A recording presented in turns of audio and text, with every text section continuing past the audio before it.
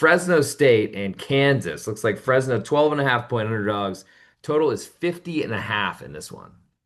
Yeah, so early on, I mean, yeah, just I'll say it again. Just keep in mind that this all these numbers have been up, and make sure you shop around. So you're technically probably not getting the best of the number, regardless of what side you're on, simply because of they've just been up for so long. And unless some steam comes in like game day or the day before or something like that. But this actually opened 14 for Kansas. The total open, I think 51 and a half, and so it's down a little bit.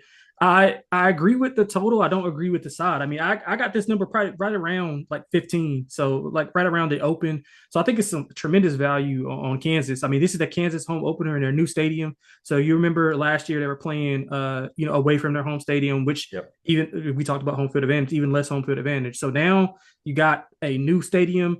You know that the crowd is going to be really, really good there. They didn't have the best year. They were 5-7 last year, but they really came on down the stretch, winning 4 of the last 5 games.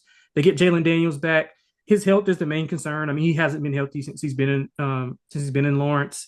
They bring back 5 starters, 2 on offense, 3 on defense. But the thing that I like here is I like the new hire of the DK McDonald. He simplified the playbook. They're playing more of a 3-3-5 look.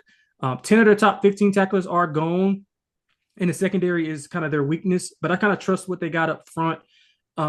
And if you look on the Fresno State side, like they're under a new regime as well. Like they got a new head coach in Matt Ince. He was a linebacker coach at USC last year. But prior to that, he did go 60-13 at North Dakota State. So this is his first, real shot at this. I mean, North Dakota State is not a team to sneeze at, of course, but he gets 7 starters back, but it's a whole scheme change. So he's got a new offensive coordinator, new defensive coordinator. And if you know anything about Fresno State in the Mountain West, they usually like to throw the ball. And this is not the style that Josh Davis, the new OC, wants to employ. He wants to employ a more pro style, 12 and 13 personnel. I don't think they technically have the personnel in year one to kind of deal with what I think Kansas is going to be on the defensive front.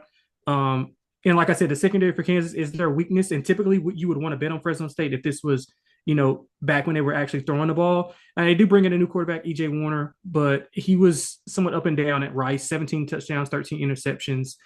They do lose their starting quarterback, both running backs, and top 2 receivers. All of those, but one went to the Power 4 school or NFL for Fresno State. So, a year one, I think it'll be a tough spot for Fresno State going into that hostile environment in Kansas. So I like Kansas minus the 12 or 12 and a half. I'm sorry. Okay, so tell me about the move through 14. I mean, obviously not as important as a 3 or a Yeah, 7 or something like yeah. that. What are you thinking in terms of what potentially has moved that line or what made some early money? Because to me, it's usually favorites getting bet until kickoff. So it's a little bit of a surprise that there's some interest in the Fresno State side to get that number below 2 touchdowns. Yeah, so I think that what it boils down to is that Fresno State is they were maybe valued on the opener like a somewhat of a up tempo team, but now with the new regime, they're going to be more run heavy. And also, I would think on the Kansas side, they want to run more, pre snap motion, kind of what they did under Andy Kolanicki. But I think the move is coming from both teams who are going to run the ball, not a lot of possession. So obviously, the dog is more intriguing whenever you have those. And the Kansas brings in LaShawn Williams from Iowa. Didn't play a ton last year, but he had a really good season in 2023. And you probably want to protect Jalen Daniels as much as you can. They got 2 offensive linemen back.